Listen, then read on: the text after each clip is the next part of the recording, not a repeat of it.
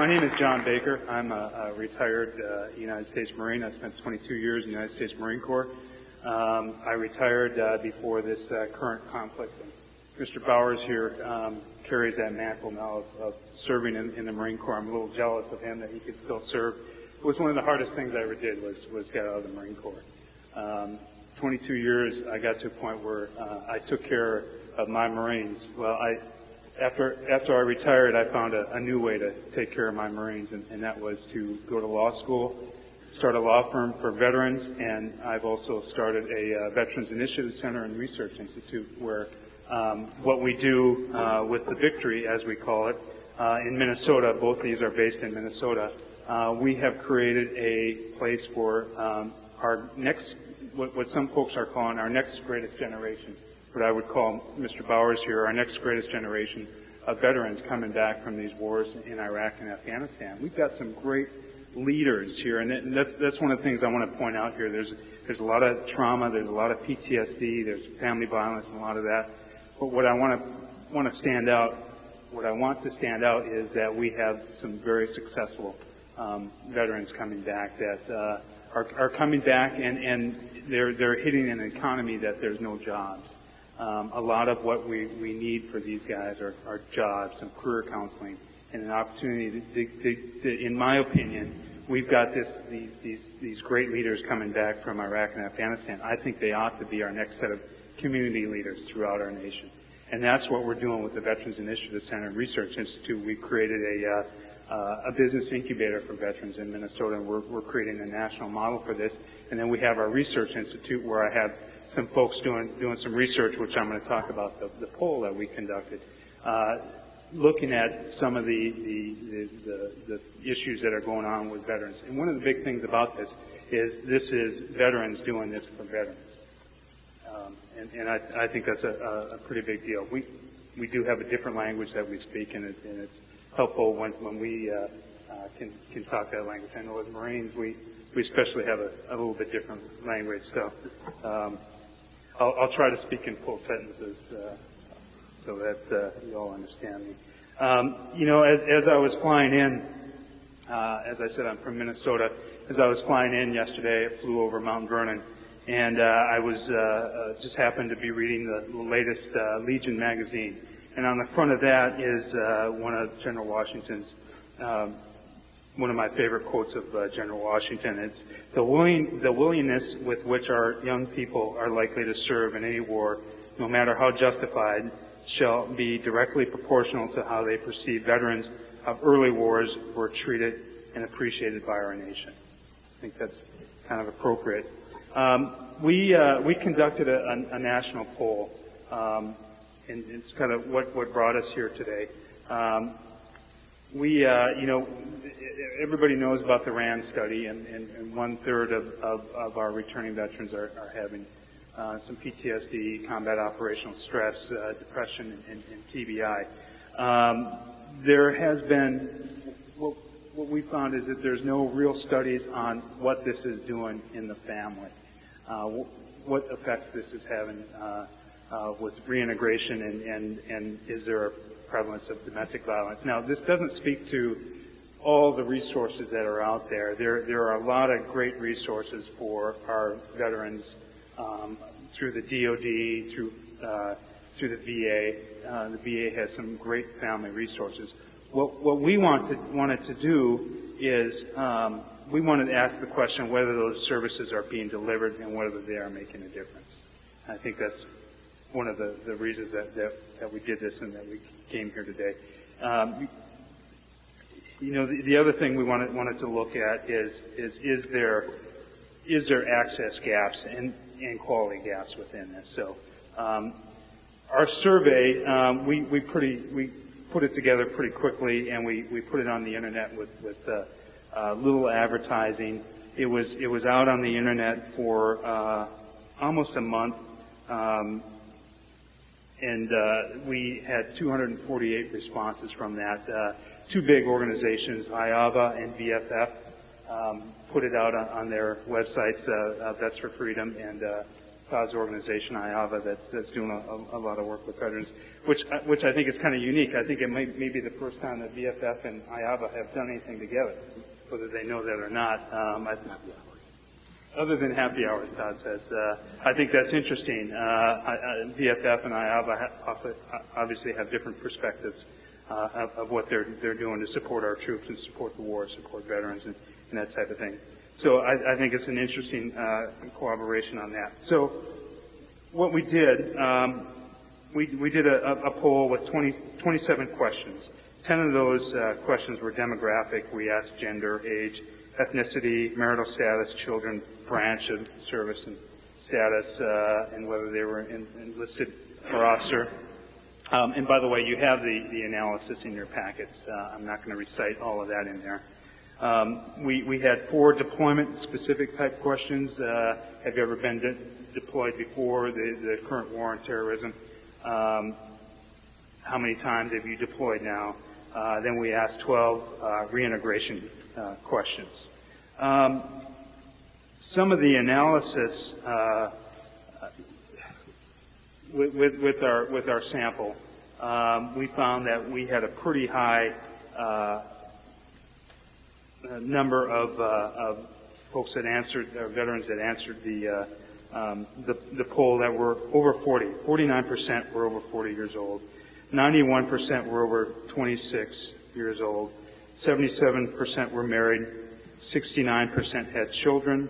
9% were divorced or separated, and 33% were deployed on multiple times.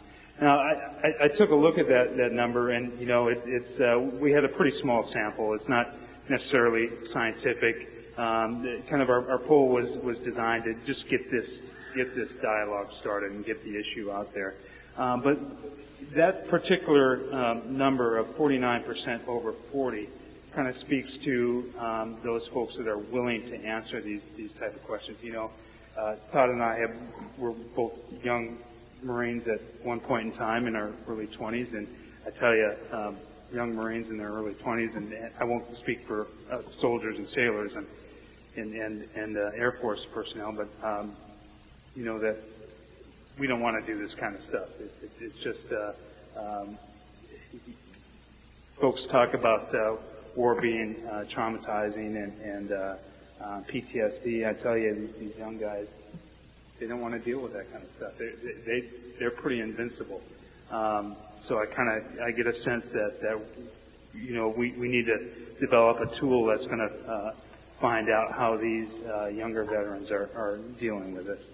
With that said, we asked the deployment question. 66% thought the experience of combat in general is traumatizing. Now, I just spoke about that. I was a Marine and did quite a few different things.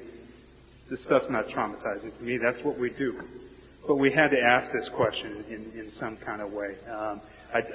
We had to ask the question in a way that wouldn't make the veteran feel like they're a victim. After the Vietnam War, I'm sure Dr. Berger can talk about this. There was a lot of veterans that the community in general thought that there were a lot of victims amongst that with PTSD. Well, Mr. Bowers and I we can stand up here and tell you we're not victims, having been through war. We're not victims.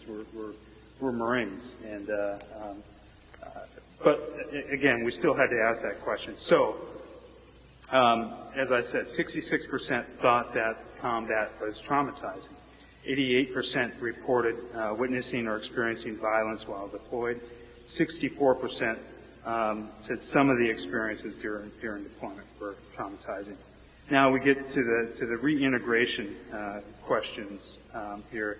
30% said that they were injured mentally or emotionally. 34% had received treatment. And then 39% said they would be reluctant to use military or veteran-specific services. I think that's a pretty big deal here. Some said that they would only use civilian counseling. Of course, as a lot of folks know, that we don't want to be stigmatized with PTSD. If you go and get counseling, it's a sign of weakness and that type of thing. So I think those figures speak quite a bit to that. The issues with the family, some of the questions that were asked, veterans said that 60% said that family life had changed when they came back. 49% said that arguments, verbal and physical, increased. In the top three post-deployment emotions were mood swings, hostility, emotions, emotional numbness or withdrawal. And then 55% thought their reintegration in family life were very challenging. I'm going to read, we had some open comments as well on the survey. I'm going to read some of those for you, just get a sense of some of the comments that we got back. One veteran says, my wife left me because of this. I want nothing to do with the Veterans Hospital since I feel they are part of the government who messed me up in the first place. They wouldn't understand or care enough to help me. This is who I am. I am a big walking scar. Another veteran says, there is a sense that one is permanently changed by the experiences in war. It is hard to synthesize those changes with one's personality from before those experiences. Family and friends don't know how those experiences change their veteran, and it is hard for the veteran to communicate those things that he doesn't understand fully either. So the veteran feels distance and accepts the distance as inevitable since he doesn't know how to change it through communication. Another veteran says, when I first returned and up to 3 years, I tried to self-medicate with alcohol, which led to alcohol abuse. Fortunately, my immediate family was very supportive, but some of the psychological treatment met with resistance on my wife's part, which led to increased tension in our relationship. I still suffer symptoms of PTSD after 5 years with my faith. Christianity has been my best mechanism to deal with and overcome problems. Another veteran says, I have been home for 3 years now, and most of our conflicts have been resolved. The first 6 to 12 months after I returned almost led to a divorce, but we did seek counseling, civilian, private, and work through those issues. I had a definite reintegration issue. Counseling was a key in overcoming the challenges and struggling during the process. The VA system, though good care, took forever to implement. 2 years post-deployment in this veteran's case. I am an unofficial advocate now, he says. Another veteran says, the ability to manage temper that can go from 0 to 100 in 0.4 seconds is the biggest problem. I have further issues of respect for my 10-year-old. She treats me in ways that if treated in Iraq or Afghanistan, I would have severely dealt with my soldiers or done even worse to a captive. What I say to this individual, having teenagers myself, I said, wait till she's a teenager. More than anything else, early prevention and strengthening our families first before deployment would go a long way in reintegration when we come home. There should be a heavy investment in how to be fathers, brothers, husbands, wives, being a family, not just being a soldier or a sailor or a Marine. Those are my comments. The military and our government should create robust and effective programs that build families up before they are traumatized by deployment.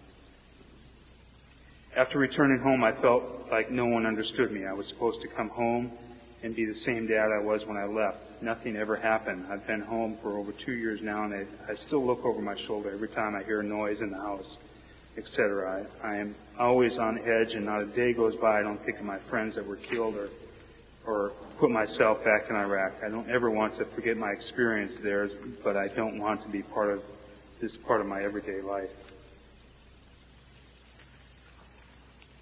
I'll just relate another story. I have, with my law firm back in Minnesota, I represent a lot of veterans. I have veterans that call every day. One of the things I do is help them on their appeals. I have one particular veteran. He was what we call in the Marine Corps an individual augmentee. He went from central Minnesota, activated with a unit out of Iowa, I believe, and was a sniper over in Iraq. He did 2 tours over in Iraq. Well, here's his family and his wife back home in central Minnesota that has no unit support. They don't know anything that's going on with him. His unit is out of Iowa, and he goes and deploys with them. Well, he comes back, a couple tours in Iraq, and he had some pretty serious combat stress, which in his case ended up turning into PTSD. He had a heck of a time just getting up off the couch. Which I hear from a lot of guys. I know I had my own issues with just getting up off the couch and trying to address life. His family life deteriorated.